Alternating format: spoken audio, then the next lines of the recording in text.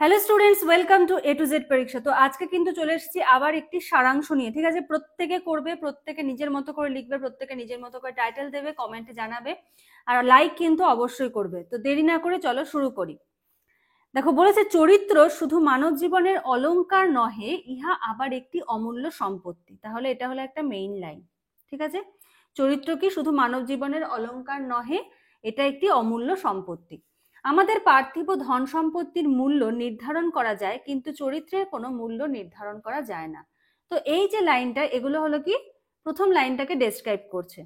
ঠিক আছে, পার্থিব ধন সম্পত্তি কার কতটা আছে সেটা নির্ধারণ করা গেলেও চরিত্রের যে মূল্য সেটার কোনো মূল্য নির্ধারণ করা যায় না। চরিত্রবান লোক নির্ধন হইলেও ধনীর ন্যায় সম্মান লাভ করেন, এটাও একটা মেইন লাইন। চরিত্রবান লোক নির্ধন হইলেও ধনীর ন্যায় সম্মান লাভ করিয়া থাকেন।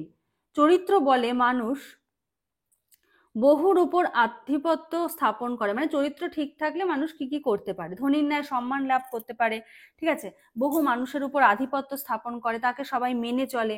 ধনী ধন লইয়া সকল সময় শান্তি লাভ করিতে পারে না। যে ধনী ব্যক্তি সে কিন্তু টাকা পয়সার জন্য যে সবসময় মনে শান্তি পাবে এটা কিন্তু হয় না।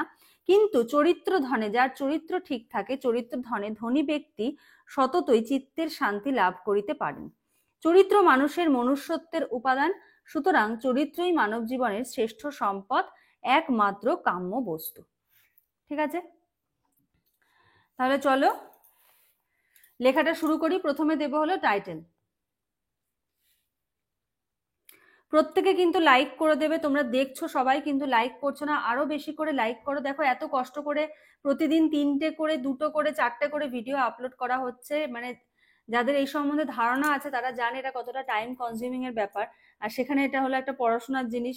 তো যথেষ্ট কিন্তু খাটনি হচ্ছে এই জিনিসটা করতে। তো এটুকু এক্সপেকটেশন তোমাদের কাছে রাখবো, তোমরা লাইক করো একটু, তাহলেই আমরা খুশি। ঠিক আছে, একটু লাইক করে দিও। তো চলো টাইটেলটা দিই।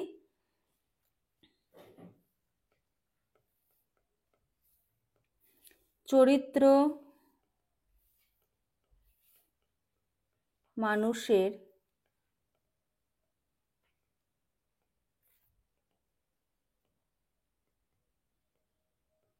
অমূল্য সম্পদ।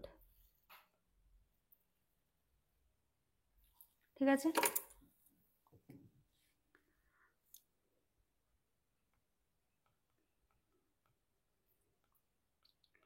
মানব জাতির, আচ্ছা এখানে কি বলেছে, পার্থিব ধন সম্পত্তি, তাই তো। মানব জাতির যতই পার্থিব ধন সম্পত্তি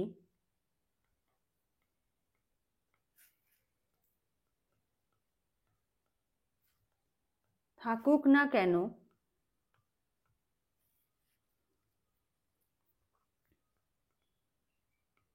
সব সম্পদের মধ্যে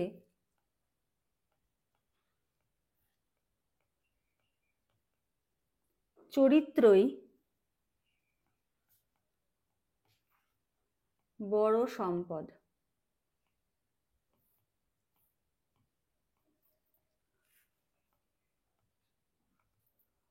উত্তম চরিত্রের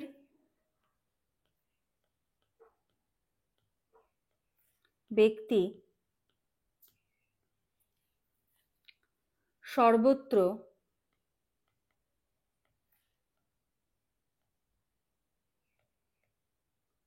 সম্মান পেয়ে থাকে।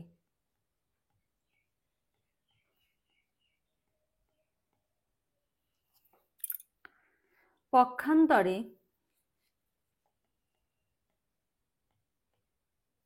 এবারে লাস্টের দিকটা, হ্যাঁ লাস্টের দিকে কি বলেছে, যে ধনী সকল ধন লইয়া ধনী ধন লইয়া সকল সময় শান্তি লাভ করিতে পারে না, কিন্তু চরিত্র ধনে ব্যক্তি সততই চিত্তের শান্তি লাভ করিতে পারে। চরিত্রই মানব জীবনের শ্রেষ্ঠ সম্পদ, একমাত্র কাম্য বস্তু। তাহলে পক্ষান্তরে চরিত্রহীন ব্যক্তি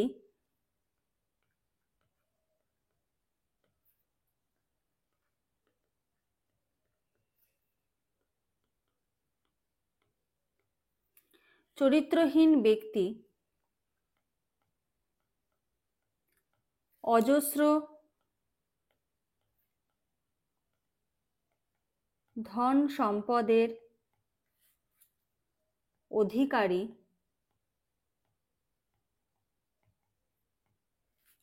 হলেও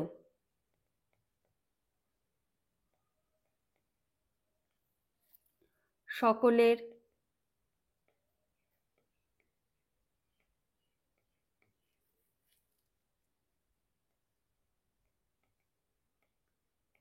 ঘৃণার পাত্র হয়ে থাকে। ঠিক আছে, পক্ষান্তরে ক্ষেত্রে চরিত্রহীন ব্যক্তি অজস্র ধন সম্পদের অধিকারী হলেও সকলের ঘৃণার পাত্র হয়ে থাকে। এখানে তুমি আরেকভাবেও লিখতে পারো যে চরিত্রহীন ব্যক্তি অজস্র ধন সম্পদের অধিকারী হলেও তিনি মানসিক শান্তি সকল সময় লাভ করেন না, এটুকুও লিখতে পারো। ঠিক আছে, আর কি লিখতে পারো?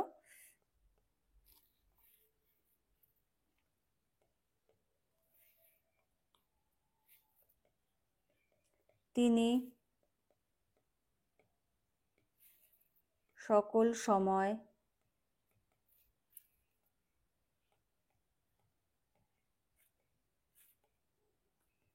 মানসিক শান্তি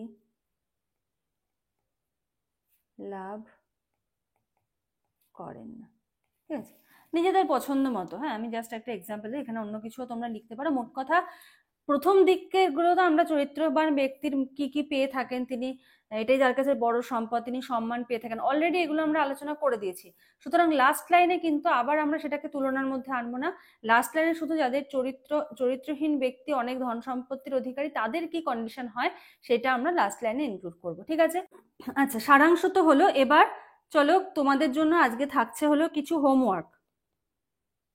হোমওয়ার্কে কি থাকে? হোমওয়ার্কে তোমাদের আমি 5টা লাইন দেবো, 5টা লাইনের ট্রান্সলেশন তোমরা করে আমাকে কমেন্ট সেকশনে জানাবে। এতে কি হবে, তোমাদের যে ট্রান্সলেশন বলো বা বঙ্গানুবাদ করা বলো, ঠিক আছে, এই জায়গাগুলো তোমাদের স্ট্রং হবে। মানে ইংলিশ টু বেঙ্গলি বা বেঙ্গলি টু ইংলিশ করা, যেটা এই জায়গাটা কিন্তু তোমাদের বেসটা স্ট্রং হয়ে যাবে। ঠিক আছে, তো আমি সেন্টেন্সগুলো লিখছি, প্রত্যেকে কিন্তু কমেন্ট করে আমাকে জানাবে। 1 নম্বর সেন্টেন্স,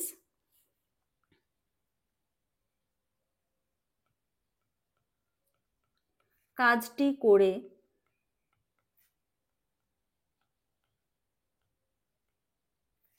ছেলেটি চলে গেল। এরকম ধরনের সেন্টেন্সে তোমরা ইংলিশে লিখতে পারো। যে কোনো দেখবে বড় বড় সেন্টেন্সে এরকম টাইপের সেন্টেন্স বা কিভাবে ইউজ হচ্ছে, ঠিক আছে, গ্রামাটিক্যাল ব্যাপারগুলো, এগুলো কিন্তু প্রত্যেকে তোমরা পেরে যাবে করতে। নাম্বার 2,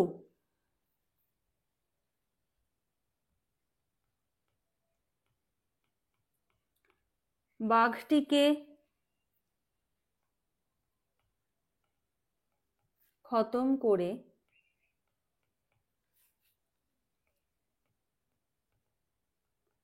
জিম করবেট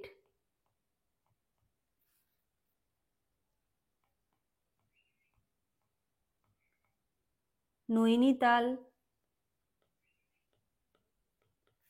ফিরে গেলেন।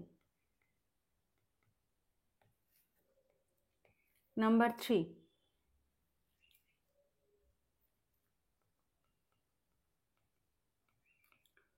রচনাটি লিখে আমি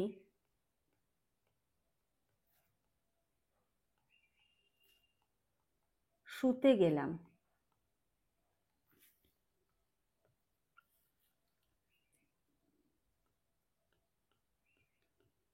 রান্না শেষ করে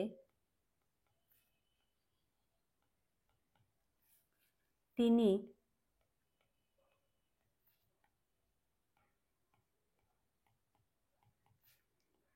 খবরের কাগজ পড়লেন।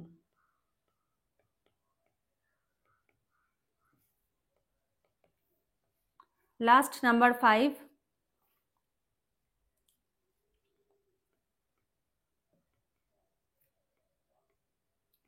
অঙ্কগুলি করে আমি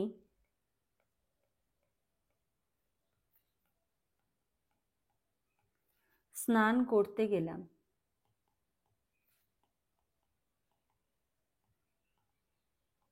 তো তোমরা এই 5টি সেন্টেন্সের ট্রান্সলেশন করবে, করে কিন্তু কমেন্ট সেকশনে জানাবে।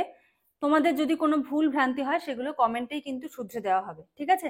এভাবে প্র্যাকটিস করো, ছোট ছোট লাইন প্র্যাকটিস করো, তাহলে যখন তোমরা এক্সাম হলে বড় লাইনগুলো করবে বা বড় যখন প্যারাগ্রাফ প্র্যাকটিস করবে তখন খুব ভালো করে করতে পারবে।